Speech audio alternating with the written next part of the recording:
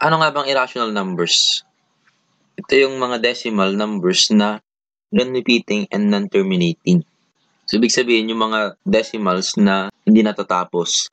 Ano naman yung pinagkaiba ng rational at irrational numbers? So, rational numbers includes only those decimals that are finite and recurring in nature. So, ibig sabihin, yung rational numbers, yun ay mga finite o may katapusan and recurring in nature. Ibig sabihin ng recurring in nature, talagang meron siya sa real world. Nagagamit talaga natin siya in real life situations. While irrational numbers includes those decimals that are non-terminating and non-recurring in nature. So, gaya ng sabi ko kanina, ang irrational numbers ay mga decimals na infinite forever. So, ibig sabihin, kapag sinabing irrational numbers, may forever. And not recurring in nature. Not recurring, ibig sabihin, hindi talaga siya nag-i-exist in real life situations. So, ang irrational numbers nagagamit lang sa mathematical situation. Ano yung mga examples ng irrational numbers? Gaya ng 5, 1/2, 0.25, 1.66. Sabi ko kanina decimals, pero bakit may 5? So, pwede rin yung rational number kasi 5, pwede rin yung fractions kasi 5/1. O 1/2, pwede may convert na decimal. 1.66 and marami pa yan, syempre. Sa irrational numbers naman, dyan yung pi, square root of 2, 0.12122122. Kung nakita nyo itong tatlong dot na to, yan ang symbol niyan ng infinite. So, ibig sabihin, itong 0.12122122, hindi yan natatapos dyan. So, dire-diretso yan at walang katapusan. Another examples ng rational numbers ay mga perfect square, gaya ng square root of 1, square root of 4, square root of 9. Sa irrational numbers, mga hindi perfect square. Sample, square root of 2, square root of 5, square root of 7. Pwede rin yung mga perfect cube. Cube root of 1, cube root of 8, cube root of 27. Sa irrational numbers naman, yung mga hindi perfect, cube root of 2, cube root of 9, cube root of 37. Bakit nga ba naging irrational yung pi, square root of 2, square root of 5? Naging irrational sila kasi yung value ng pi is 3.1459 and infinite yan, hindi yan natatapos. Hindi natatapos yung value ng pi. Sa square root of 2 naman, yan ay 1.41421 ... Ibig sabihin, hindi yan natatapos. Sa 5, square root of 5 naman, and then 2.23606. Basta hindi siya perfect square or perfect cube, that is irrational numbers. I-locate natin yung decimal na yan dito sa number line. So, saan nga ba siya nakapwesto? So, dito sa 0.10, 0.11, 0.12, 0.13, 0.14, 0.15. Saan nga ba siya banda? Ito ay 0.12. So, ibig sabihin nandito sa part na yun. Pero hindi eksakto dito. So, andun siya sa pagitan ng 0.12 at 0.13. It means, andito, mga bandang andito siya. Andito siya banda. Yung 0.12122, 1222, and so on. How about naman yung square root of 2, square root of 5, square root of 10, square root of 15? So, locate natin sila. So, bago natin i-locate, alamin muna natin yung mga perfect square. Ano mga perfect square? So, yan. 1 square, that is equal to 1. 2 square, that is equal to 4. 3 square, that is equal to 9. 4 square, that is equal to 16. 5 square, that is equal to 25. So, ibig sabihin na yung square root of 1, that is equal to 1. Square root of 4, that is equal to 2. Square root of 9, that is equal to 3. Square root of 16, that is equal to 4.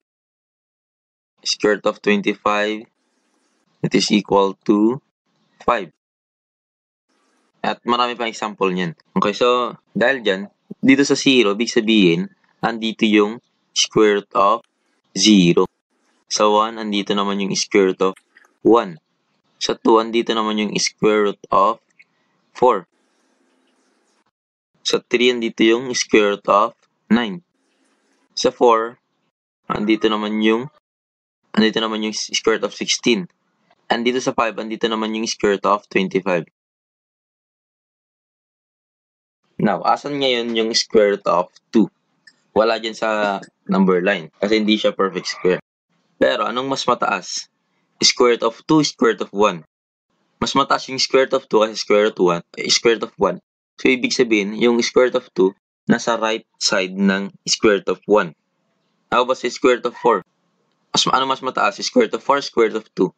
Siyempre yung square root of 4. So, ibig sabihin, yung square root of 2, nasa left ng square root of 4. So, ibig sabihin, andito siya. Sa pagitan ng square root of 1 at square root of 4. So, andito yung square root of 2.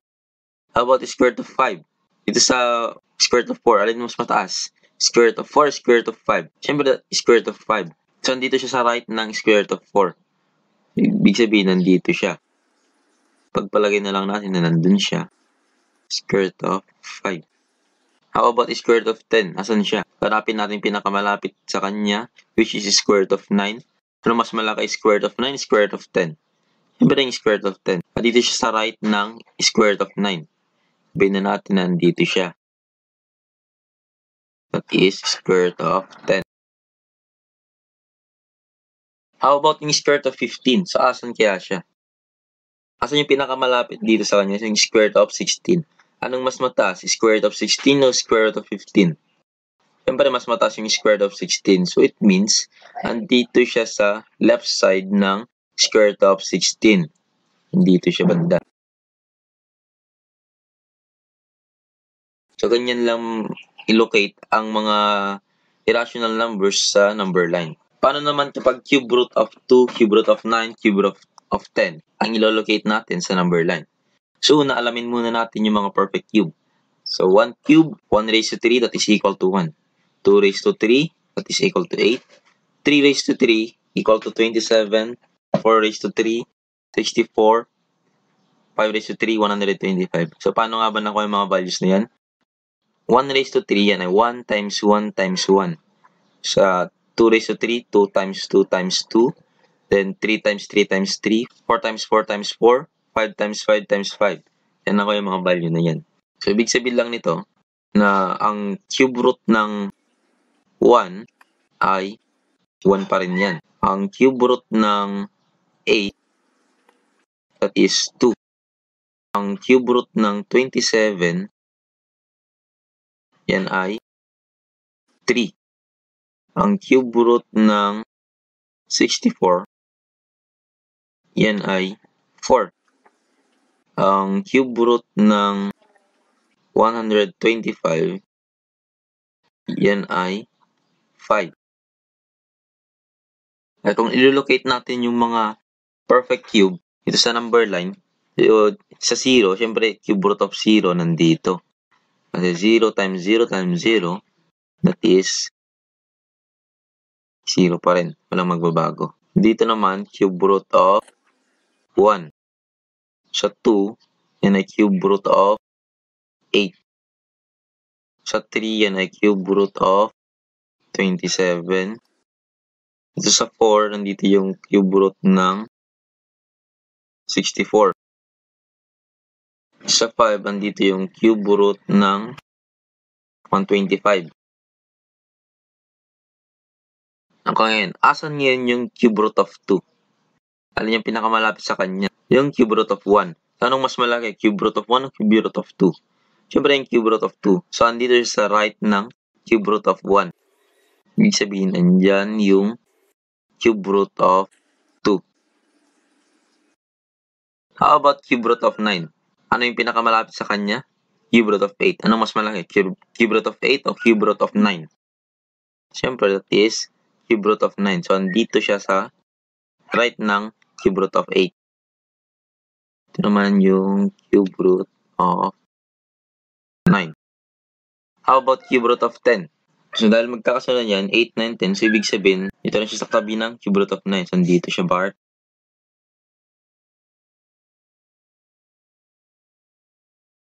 So, ganyan na mag-locate ng mga rational numbers dito sa number line. So, ito ang video natin para sa araw na ito. At sana nag-enjoy kayo at may bago kayo natutunan.